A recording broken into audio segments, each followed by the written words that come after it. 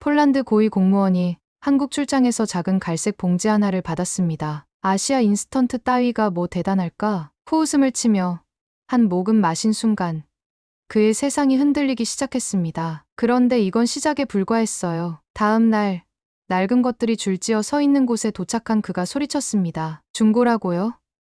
우릴 무시하는 건가? 분노로 얼굴이 빨갛게 달아올랐던 그 순간까지도 그는 몰랐어요. 자신이 곧 정말 대단하네요라며 무릎을 꿇게 될 거라는 것을. 그리고 1년 후 완전히 달라진 그를 본 부인이 웃으며 말했습니다. 당신 혹시 한국인 아니야? 한국을 철저히 무시하던 유럽 엘리트를 이렇게까지 변화시킨 것들은 과연 무엇이었을까요? 작은 것에서 시작된 충격의 연속, 그리고 마침내 눈물까지 흘리게 만든 감동의 결말까지 지금부터 들려드리겠습니다. 시작 전 좋아요 버튼과 구독 버튼을 함께 눌러주시면 재밌는 사연을 무료로 만나보실 수 있습니다. 영상 시청하시면서 다양한 의견을 댓글로 적어주세요. 안녕하세요. 저는 야책 바토르입니다. 폴란드 교통부에서 도시계획실장으로 일하고 있습니다. 45살이죠. 제가 왜 이런 이야기를 하게 됐는지 지금 생각해보면 참 부끄럽습니다. 하지만 솔직하게 말씀드리겠습니다. 2년 전 일이었어요. 유럽형 스마트 교통 시스템 회의 참석차 한국에 출장을 가게 됐습니다. 솔직히 말하면 한국은 별로 기대하지 않았어요. 아니, 전혀 기대하지 않았다고 해야 맞겠네요. 공항에서 택시를 탔는데 운전사가 한국말로 뭔가 열심히 설명하더라고요. 물론 한마디도 알아듣지 못했죠. 그때 속으로 생각했습니다. 역시 아시아 국가들은 다 비슷해. 영어도 제대로 안 통하고. 호텔에 도착해서 체크인을 하는데 프런트 직원이 어색한 영어로 말을 걸어왔어요. 한국 처음이세요? 어떤 일로 오셨나요? 저는 대충 대답했습니다. 업무차 왔습니다. 독일 기술 벤치마킹이 주목적이고요. 그 직원의 표정이 약간 어두워지는 게 보였어요. 하지만 저는 신경 쓰지 않았습니다. 사실이니까요. 다음 날 회의장에 도착했는데 한국 측에서 자신들의 시스템을 자랑스럽게 소개하기 시작했어요. 큰 스크린에 각종 그래프와 수치들이 나오더라고요. 하지만 제 머릿속엔 한 가지 생각밖에 없었습니다. 중국제랑 뭐가 다르지? 발표가 끝나고 한국 기술자 한 분이 다가왔어요. 김재영이라고 하더군요. 38살 정도로 보이는 말수가 적은 사람이었습니다. 바토르 실장님, 어떻게 보셨나요? 저는 솔직하게 답했어요. 글쎄요. 유럽에서는 이미 독일과 프랑스가 이런 시스템들을 완성해 놓았는데 한국 것이 특별히 다른 점이 있나요? 김재영의 얼굴에 미묘한 표정이 스쳤습니다. 상처받은 것 같기도 하고 아니면 예상했다는 듯한 표정이기도 하고요. 실장님, 혹시 시간이 되시면 김재영이 조심스럽게 말을 꺼냈어요. 한번 직접 체험해 보시죠. 말로는 설명이 어려운 부분들이 있거든요. 저는 속으로 한숨을 쉬었습니다. 또 시간 낭비하게 생겼네. 하지만 예의상 거절할 수도 없었죠. 좋습니다. 하지만 시간이 많지 않으니 간단하게만요. 김재영은 조용히 웃으며 고개를 끄덕였어요. 그 웃음이 왠지 신경에 거슬렸습니다. 마치 제가 곧 뭔가를 깨닫게 될 거라고 확신하는 듯한 웃음이었거든요. 회의실을 나서면서 저는 부하 직원에게 문자를 보냈어요. 독일 지멘스 자료 준비해놔. 내일 벤치마킹 미팅 잡자. 그때만 해도 저는 확신했습니다. 한국에서 배울 건 아무것도 없을 거라고요. 그냥 예의상 하루 이틀 시간 보내고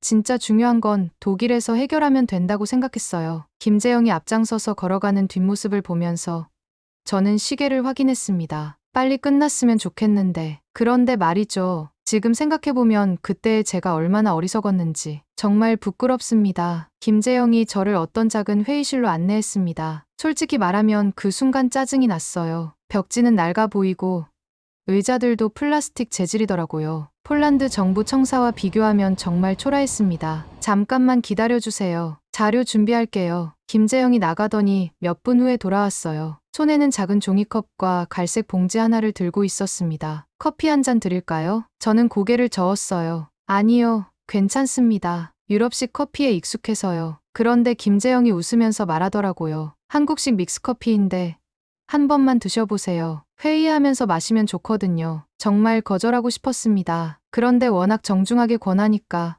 어쩔 수 없이 받았어요. 마음속으로는 생각했죠. 아시아 인스턴트 커피가 뭐 대단할까. 김재영이 뜨거운 물을 부어주는데 갈색 가루가 물에 녹으면서 진한 갈색빛이 나오더라고요. 향은 달콤했습니다. 하지만 저는 이미 마음을 굳혔어요. 예의상 한 모금만 마시고 치우자. 첫 모금을 마시는 순간이었습니다. 입안에 퍼지는 맛이 어떻게 설명해야 할까요? 달콤하면서도 진한 커피 맛이 동시에 느껴졌어요. 그런데 이상했습니다. 유럽에서 마시던 어떤 커피와도 달랐어요. 저도 모르게 두 번째 모금을 마셨습니다. 어떠세요? 김재영이 물어봤는데 저는 당황스러웠어요. 맛있다고 인정하기는 싫었거든요.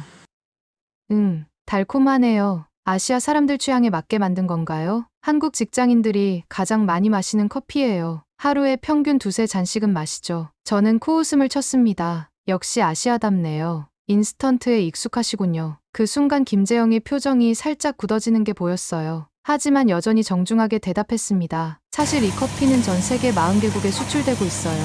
유럽에서도 꽤 인기가 있다고 들었는데요. 저는 믿지 않았습니다. 그냥 홍보용 멘트겠지. 하지만 이상한 일이 벌어졌어요. 회의가 시작되고 30분쯤 지났는데 제가 그 종이컵을 계속 손에 들고 있더라고요. 그리고 모르는 사이에 커피를 다 마셨습니다. 목이 말랐어요. 아니, 정확히는 그 커피가 더 마시고 싶었어요.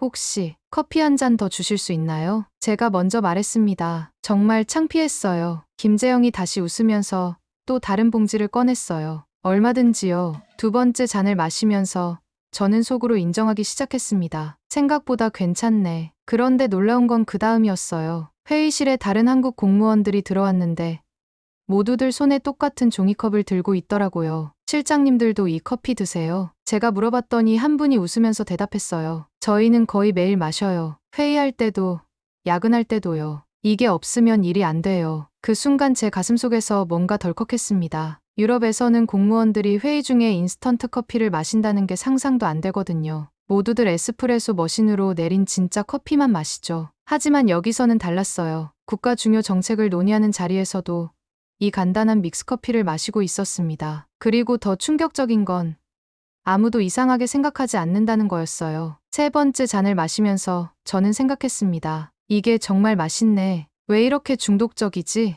김재영이 말했어요. 한국 사람들은 이 커피를 마시면서 일하고, 이야기하고, 생각해요. 어쩌면 한국의 발전 속도도 이 간편함에서 나온 건지도 모르죠. 저는 빈 종이컵을 바라보면서 묘한 기분이 들었습니다. 마음 한편으로는 여전히 인스턴트 따위가 라는 생각도 있었지만 다른 한편으로는 뭔가 놓치고 있는 게 아닐까 하는 불안감이 스멀스멀 올라왔어요. 다음 날 아침, 김재영이 호텔 로비에서 저를 기다리고 있었습니다. 오늘은 실제 교통 시스템을 보러 가실 건데요. 버스 견학부터 시작할게요. 저는 기대했어요. 한국의 최신 교통수단을 보여주겠지 싶었거든요. 그런데 도착한 곳을 보고 깜짝 놀랐습니다. 차고지에 늘어선 버스들이 모두 낡아 보이더라고요. 이게 뭔가요? 한국에서 폴란드로 수출하는 중고버스들이에요. 정비를 마치고 출고 대기 중이죠. 제 혈압이 확 올랐습니다. 얼굴이 달아오르는 게 느껴졌어요. 중고라고요. 저를 여기 왜 데려온 거죠? 김재영이 당황하면서 설명했어요. 아, 오해가 있으신 것 같은데요. 이 버스들은 오해요? 우리를 무시하는 건가요? 목소리가 높아졌습니다. 정말 화가 났어요. 폴란드 정부 고위 공무원을 중고차 구경시키다니. 이건 모독이었습니다. 신차도 아니고 중고를 보여주다니. 이게 한국의 예의인가요? 김재영의 얼굴이 빨갛게 달아올랐어요. 하지만 침착하게 말했습니다. 실장님, 일단 한 번만 타보시겠어요? 설명드릴 게 있어서요. 타요? 중고버스를요? 저는 비웃었습니다. 하지만 이미 여기까지 온 김에 확실하게 실망해 주려고 했어요. 버스 문이 열리는 순간 첫 번째 놀라움이 왔습니다. 문이 자동으로 열리면서 계단이 아래로 내려오더라고요. 이건 뭐죠? 휠체어나 유모차 탑승용 저상버스 설계예요. 안으로 들어갔는데 두 번째 충격이었습니다. 실내가 거의 조용했어요. 폴란드에서 타던 새 버스들보다 훨씬 조용했습니다. 엔진 소음이 거의 안 들리네요. 현대 엔진의 특징이에요. 방음 설계가 되어 있거든요. 좌석에 앉았는데 쿠션이 생각보다 부드러웠어요. 그리고 앞좌석 뒤편에 작은 화면이 있더라고요. 이건 뭐 하는 거예요? 노선 안내와 뉴스, 날씨 정보가 나와요. 승객들 편의를 위해서요. 김재영이 운전석으로 가서 시동을 걸었습니다. 진동이 거의 없었어요. 폴란드에서 도입한 체코산 신차는 시동 걸 때마다 온 버스가 덜덜 떨렸거든요. 그때 제 휴대폰에 메시지가 왔어요. 부하 직원 말액이었습니다. 실장님, 큰일 났어요. 바르샤바 6번 노선 버스 또 고장났어요. 이번 겨울에만 벌써 5번째예요. 제 얼굴이 굳어졌습니다. 작년에 큰돈 들여서 들여온 신차가 자꾸 고장나고 있었거든요. 김재영이 제 표정을 보더니 물어봤어요. 무슨 일 있으세요? 아니에요. 하지만 속으로는 복잡했습니다. 신차도 이렇게 말썽인데 중고가 과연 어떨까 싶었어요. 버스가 움직이기 시작했습니다. 도로 위의 작은 충격도 거의 느껴지지 않았어요. 서스펜션이 정말 좋더라고요. 이 버스 몇 년 된 거예요? 이 차는 5년 됐어요. 하지만 한국에서 정비할 때 주요 부품은 모두 교체해요. 5년 된 버스가 이 정도라고요? 저는 슬금슬금 휴대폰으로 검색을 시작했습니다. 현대자동차 중고버스 성능평가 검색 결과를 보고 깜짝 놀랐어요. 중동과 중앙아시아에서 한국 중고버스 수입이 계속 늘고 있다고 나와 있었습니다. 심지어 독일 관광버스 업체도 한국 중고버스를 구매한 사례가 있더라고요. 독일에서도 한국 중고버스를 사요? 김재영이 웃으면서 답했어요. 네. 가격 대비 성능이 좋거든요. 특히 냉난방 시스템이 뛰어나서 유럽 겨울에도 문제없어요. 그 순간 또 메시지가 왔어요. 마렉이었습니다. 체코 업체에서 수리비 견적 나왔어요. 한 대당 3만 질로티예요. 3만 질로티면 한국 돈으로 약 1천만 원이었어요. 수리비가 차값의 절반이나 되다니. 저는 창밖을 바라보면서 생각했습니다. 정말 이상하네. 신차가 더 말썽이고 중고가 더 조용하다니. 버스가 정류장에 멈췄는데 문이 열리면서 경사로가 자동으로 펼쳐지더라고요. 저것도 기본 옵션인가요? 네. 장애인 접근성은 기본이에요. 제 가슴 속에서 뭔가 흔들리기 시작했습니다. 편견이 조금씩 무너지는 느낌이었어요. 하지만 여전히 인정하기는 싫었습니다. 그래도 중고는 중고잖아. 버스에서 내리면서 저는 김재영에게 말했어요. 생각보다는 괜찮네요. 정말 어색한 칭찬이었습니다. 하지만 김재영은 만족스러운 표정이었어요. 그날 밤 호텔에서 저는 한참 동안 인터넷 검색을 했습니다. 한국 버스에 대한 모든 자료를 찾아봤어요. 그리고 깨달았습니다. 제가 정말 많은 걸 놓치고 있었다는 것을. 사흘째 아침이었습니다. 김재영이 평소보다 일찍 연락을 했어요. 오늘은 조금 특별한 곳을 보여드리고 싶어서요. 서울시 통합관제센터입니다. 저는 별 기대 없이 따라갔습니다. 어차피 비슷비슷할 거라고 생각했거든요. 건물에 도착해서 엘리베이터를 탔는데 15층까지 올라가더라고요. 문이 열리자마자 제 입이 벌어졌습니다. 거대한 모니터들이 벽면 전체를 가득 채우고 있었어요. 수십 명의 직원들이 각자 컴퓨터 앞에 앉아서 뭔가를 열심히 보고 있었습니다. 여기가 뭐 하는 곳이죠? 서울 전체의 교통, 치안, 환경을 실시간으로 관리하는 곳이에요. 안내해 주시는 분이 큰 화면을 가리키며 설명했습니다. 지금 보시는 게 서울 전체 교통 상황이에요. 빨간색은 정체, 노란색은 서행, 초록색은 원활한 구간입니다. 제 눈이 화면에 고정됐습니다. 서울 전체가 한눈에 들어오더라고요. 실시간으로 차량들이 움직이는 게 보였어요. 이게 실시간이라고요? 네. 1분마다 업데이트됩니다. 그리고 여기 보세요. 화면이 바뀌었습니다. 이번에는 각 교차로별 신호등 상황이 나왔어요. 교통량에 따라서 신호등 시간을 자동으로 조절해요. 인공지능이 판단하거든요. 제 심장이 빨리 뛰기 시작했습니다. 폴란드에서는 상상도 못할 일이었거든요. 우리나라는 아직 이런 시스템이 없어요. 제가 중얼거렸더니 안내하시는 분이 물어봤어요. 어떤 방식으로 교통관리를 하세요? 각 구청에서 표로 보고해요. 하루에 한 번씩요. 그 순간 실내가 조용해졌습니다. 다들 저를 바라보더라고요. 당황스러웠어요. 표로요? 네, 엑셀 파일로 정리해서 이메일로 보내죠. 김재영이 제 어깨를 가볍게 쳤어요. 괜찮아요. 우리도 10년 전까지는 그랬거든요. 하지만 저는 부끄러웠습니다. 유럽이 가장 앞서 있다고 생각했는데 이건 완전히 다른 차원이었어요. 저기 보시면 CCTV 화면들이에요. 수백 개의 작은 화면들이 벽면을 가득 채우고 있었습니다. 각각 서울의 다른 지역을 보여주고 있었어요. 사고가 나면 즉시 파악할 수 있어요. 그리고 자동으로 구급차와 경찰차의 신호가 가죠. 그때 알람이 울렸습니다. 한 직원이 소리쳤어요. 강남대로에 추돌사고 발생했습니다. 저는 그 직원의 모니터를 들여다봤어요. 사고 지점이 빨간 점으로 표시되고 주변 교통 상황이 실시간으로 바뀌는 게 보였습니다. 구급차 출동 완료. 우회로 안내 시작합니다. 3분도 안 되어서 모든 게 처리됐어요. 폴란드라면 신고 접수부터 30분은 걸렸을 텐데요. 이 시스템 구축하는데 얼마나 걸렸어요? 3년 정도요. 처음에는 시행착오도 많았지만요. 저는 속으로 중얼거렸습니다. 우리나라 교통은 아직 표로 보고한다고. 그런데 더 놀라운 게 있었어요. 여기서는 대기질도 관리해요. 미세먼지 농도가 높아지면 자동으로 차량 이부제가 발령되거든요. 화면에 서울 전체의 미세먼지 지도가 나왔습니다. 빨주노 초파남보 색깔로 구분되어 있었어요. 이것도 실시간인가요? 물론이죠. 시민들 휴대폰으로도 바로 알림이 가요. 제 가슴이 답답해졌습니다. 폴란드에서는 대기질 측정도 하루에 한 번 수동으로 하고 있었거든요. 김재영이 제 표정을 보더니 조심스럽게 물어봤어요. 어떠세요? 저는 한참 동안 말을 못했습니다. 부끄러웠어요. 기술이 아니라 제 편견이 부끄러웠습니다.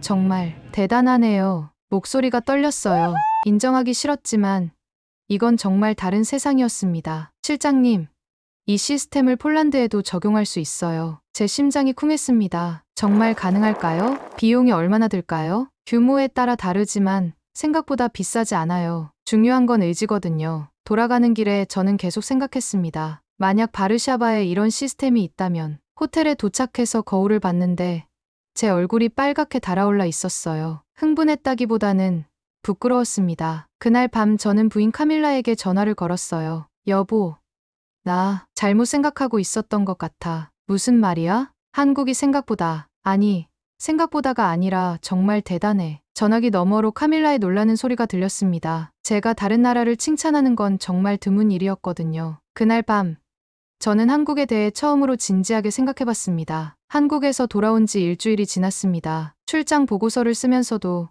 계속 그 관제센터 생각이 났어요. 하지만 바쁜 일상에 묻혀 지내고 있었죠. 그런데 그날 저녁, 딸 다리아가 울면서 집에 들어왔습니다. 아빠, 치과에서 이상한 소리가 난대요. 다리아는 6개월 전부터 교정 치료를 받고 있었어요. 독일제 최신 장비로 유명한 병원이었죠. 무슨 소리? 교정기 스캔하는 기계에서 삐삐 소리가 나면서 꺼져버렸어요. 다음 날 부인 카밀라와 함께 병원에 갔습니다. 카밀라는 그 병원에서 코디네이터로 일하고 있거든요. 담당 의사 코발스키 선생님이 난처한 표정으로 설명했어요. 독일에서 온 스캐너가 고장 났습니다. 수리 기사가 오려면 2주는 기다려야 해요. 2주요? 다리아 치료는 어떻게 하죠? 다행히 임시로 쓸 수 있는 장비가 있어요. 한국산인데 제 귀가 번쩍했습니다. 한국산이요? 코발스키 선생님이 어색하게 웃었어요. 메디트라는 회사 제품이에요. 대학병원에서 시범 사용 중인 건데 잠깐 빌려왔거든요. 치료실로 들어갔는데 테이블 위에 작고 하얀 기계가 놓여 있었어요. 독일제보다 훨씬 작았습니다. 이게 정말 제대로 될까요? 속으로는 걱정이 됐어요. 딸의 치료인데 갑자기 한국산이라니. 다리아, 입을 벌려보렴. 선생님이 작은 스캐너를 다리아 입 안에 넣었습니다. 그런데 놀라운 일이 벌어졌어요. 모니터에 다리아의 치아가 3차원으로 나타나기 시작했습니다. 독일제보다 훨씬 선명하고 빨랐어요. 이게 실시간인가요? 네. 스캔하면서 바로 화면에 나와요. 독일 장비는 스캔 끝나고 5분 기다려야 했는데 더 놀라운 건 그 다음이었어요. 화면 속 치아를 회전시키면서 각도별로 볼 수 있더라고요. 다리아야, 여기 봐. 내 치아가 어떻게 움직일지 미리 볼 수 있어. 선생님이 시뮬레이션을 보여줬는데 6개월 후 다리아의 치아 모습이 예측되어 나왔습니다. 다리아가 신기해하며 물어봤어요. 와, 정말 이렇게 될까요? 응. 이 기계가 계산해준 거야. 저는 카밀라를 쳐다봤어요. 카밀라도 놀란 표정이었습니다. 치료가 끝나고 선생님과 이야기했어요. 이 한국 장비 어떠신가요? 솔직히 말하면 독일제보다 좋은 것 같아요. 정확도도 높고 속도도 빠르고요. 가격은 어떤가요? 독일제의 절반 정도예요. 그래서 요즘 대학병원들이 수입하려고 하는 거죠. 집으로 돌아오는 길에 카밀라가 말했어요. 당신 한국 출장 다녀온 후로 좀 달라진 것 같아. 뭐가요? 전에는 한국 이야기만 나와도 시큰둥했잖아. 근데 오늘은 관심 있어 보이더라. 그날 밤 저는 인터넷으로 메디트라는 회사를 찾아봤어요. 놀랍게도 폴란드 바르샤바 대학교 치과대학에서도 이 회사 장비를 도입했다고 나와 있었습니다. 더 찾아보니 한국 의료기기들이 전 세계로 수출되고 있었어요. 심지어 독일 병원에서도 쓰고 있더라고요. 며칠 후 다리아가 또 치료를 받으러 갔는데 이번에는 제가 더 자세히 봤어요. 선생님, 이 기계로 뭘 더 할 수 있나요? 환자한테 설명하기가 정말 좋아요. 3D로 보여주니까 이해를 잘하거든요. 정말 그랬어요. 다리아도 자신의 치아 상태를 정확히 알 수 있었고 치료 과정도 미리 볼 수 있었죠. 독일 장비로는 이런 게 안 됐나요? 2D 이미지만 나왔어요. 환자들이 이해하기 어려워했죠. 그 순간 제 가슴속에서 뭔가 무너지는 소리가 났습니다. 한국 출장에서 봤던 관제센터, 타봤던 중고버스, 마셨던 믹스커피, 그리고 지금 제 딸을 치료하고 있는 이 의료기기까지 모든 게 연결되는 느낌이었어요. 집에 와서 저는 부인에게 조용히 말했습니다. 카밀라,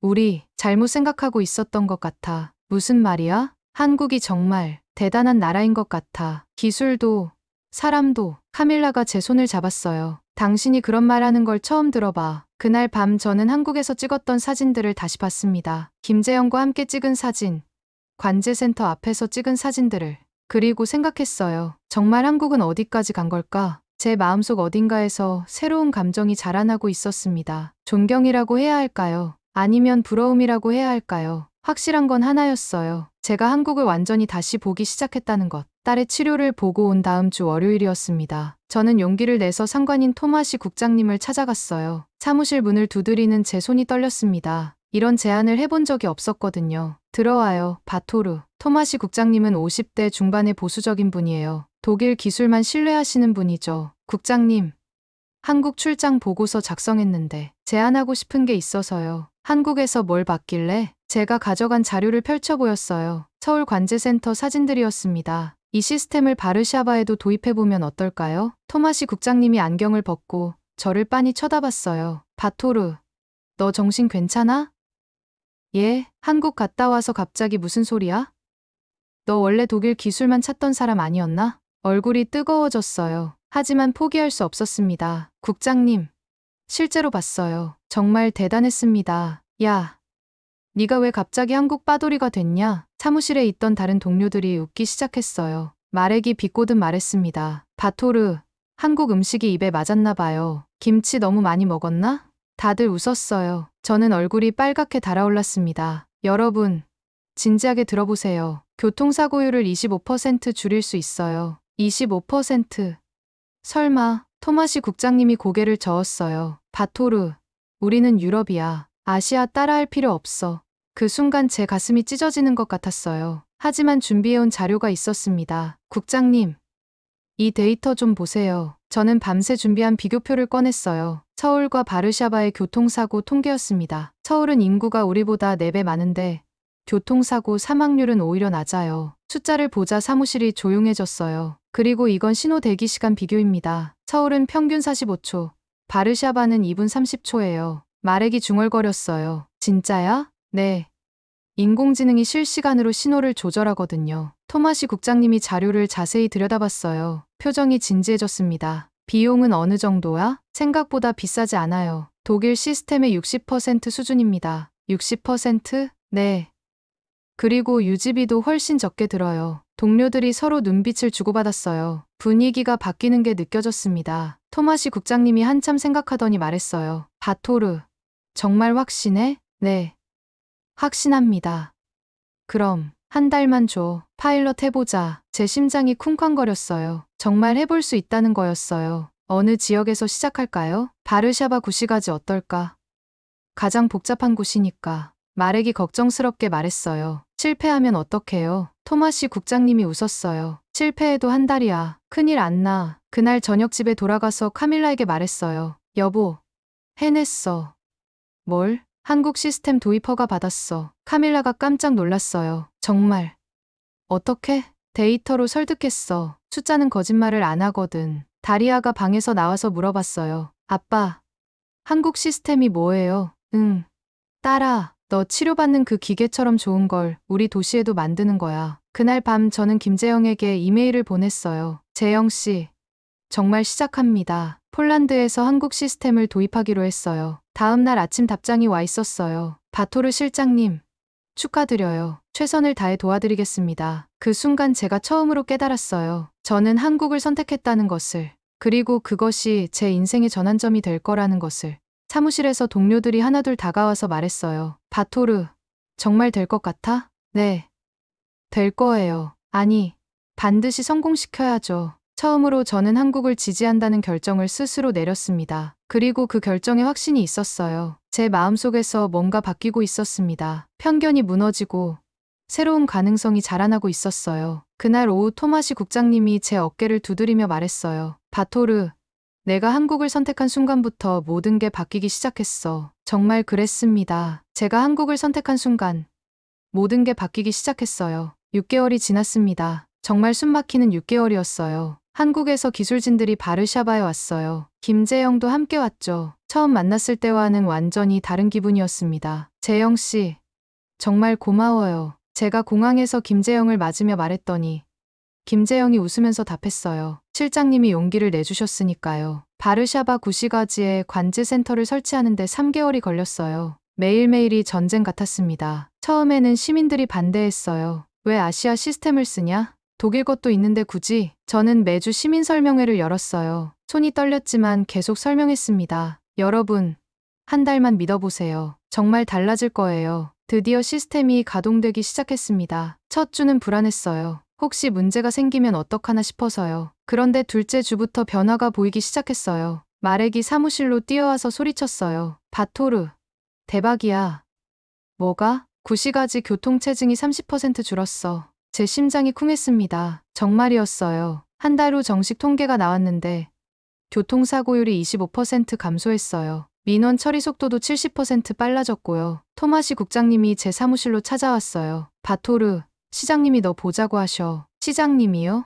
심장이 쿵쾅거렸어요. 혹시 문제가 생긴 건가 싶었거든요. 시청에 가니까 예상과 달랐어요. 시장님이 활짝 웃고 계셨습니다. 바토르 실장님, 정말 대단하시네요. 감사합니다. 언론에서 인터뷰 요청이 들어왔어요. 받으시겠어요? 며칠 후 지역 신문 기자가 찾아왔어요. 젊은 여성 기자였습니다. 실장님, 왜 한국이었습니까? 그 질문을 받는 순간 지난 1년이 주마등처럼 스쳐 지나갔어요. 믹스커피를 처음 마셨던 순간, 중고버스에서 느꼈던 충격, 관제센터에서 받은 감동, 딸의 치료를 보며 깨달은 것들. 그들이 우리보다 기술이 뛰어나서가 아닙니다. 제가 천천히 말했어요. 문제를 정확히 보려는 자세가 달랐어요. 어떤 의미인가요? 한국 사람들은 작은 것부터 시작해요. 믹스커피 하나도 정성껏 만들고 중고버스도 최고로 정비해서 내보내죠. 기자가 메모를 열심히 했어요. 그리고 가장 중요한 건 저는 잠깐 멈췄어요. 목이 메었거든요. 사람을 생각한다는 거예요. 기술이 사람을 위해 존재한다는 걸 절대 잊지 않아요. 기사가 나간 후 반응이 뜨거웠어요. 다른 도시에서도 문의가 들어오기 시작했습니다. 크라쿠프,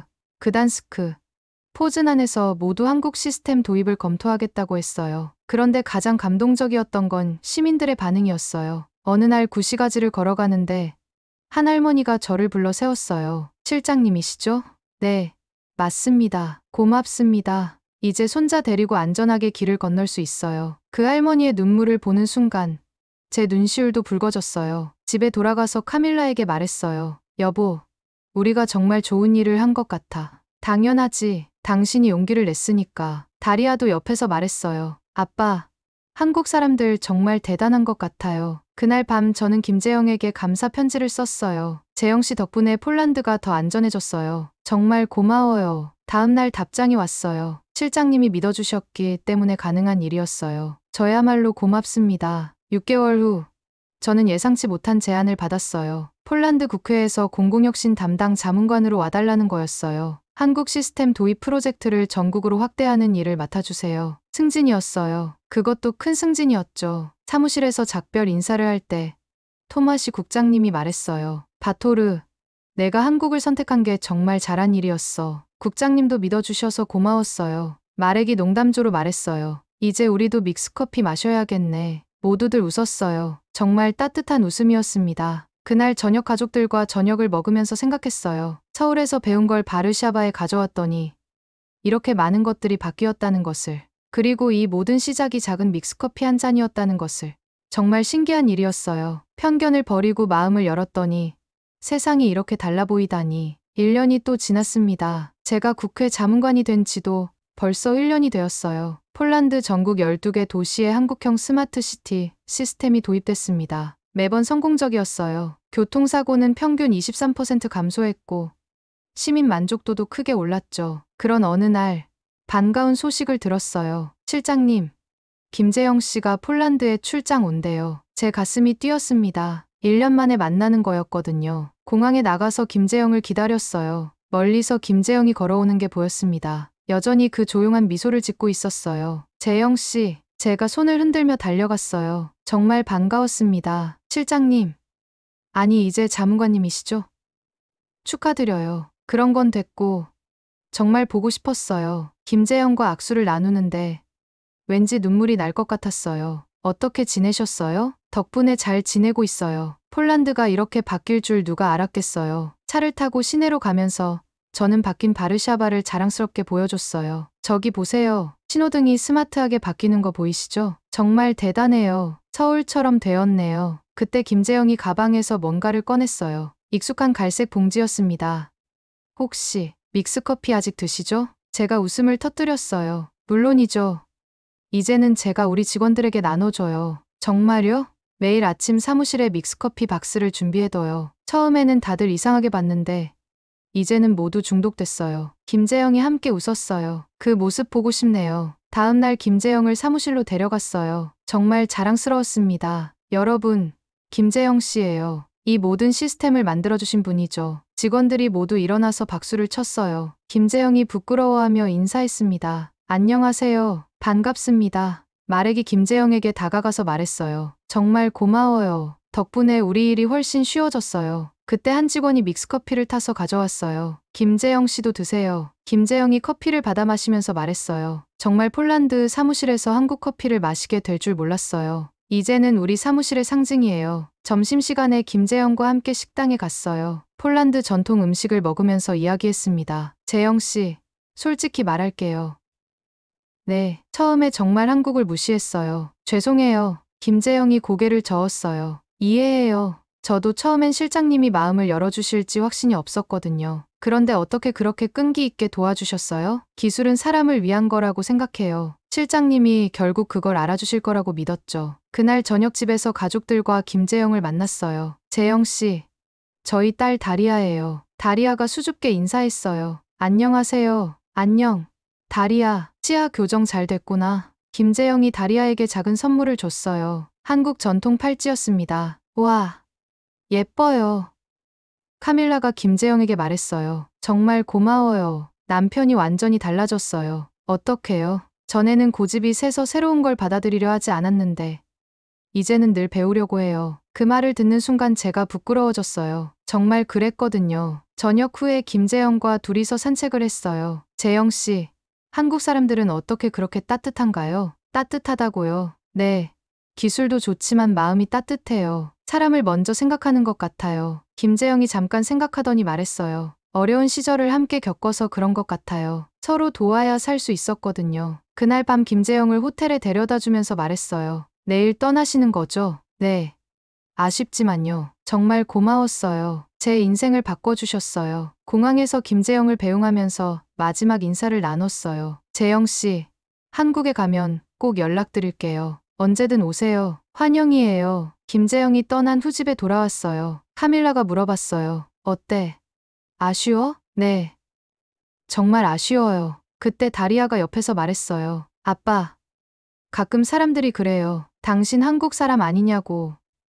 정말? 카밀라도 웃으면서 말했어요. 당신, 요즘 한국 이야기만 하잖아. 한국 음식도 좋아하고, 한국 드라마도 보고, 저는 웃었어요. 정말 그랬거든요. 나도 한국을 생각하면 목이 메었어요. 괜히 눈시울이 붉어지거든. 그날 밤 저는 거울을 보면서 생각했어요. 2년 전에 제가 지금의 저를 본다면 뭐라고 할까? 한국을 무시하던 제가 이제는 한국을 사랑하게 됐다니. 그리고 깨달았어요. 국적은 달라도 마음은 통할 수 있다는 것을. 기술을 통해 시작됐지만 결국은 사람과 사람 사이의 이야기였어요. 저는 이제 확신합니다. 한국이라는 나라를 사랑한다고. 그 이유는 기술 때문이 아니에요. 사람 때문입니다. 따뜻한 마음을 가진 사람들, 서로를 돕는 사람들, 꿈을 포기하지 않는 사람들. 그런 사람들이 만든 나라이기 때문에 저는 한국을 사랑합니다. 그리고 이제 저도 그런 사람이 되고 싶어요. 한국에서 배운 따뜻함을 폴란드에서도 나누고 싶습니다. 정말 감사해요. 한국, 정말 사랑해요.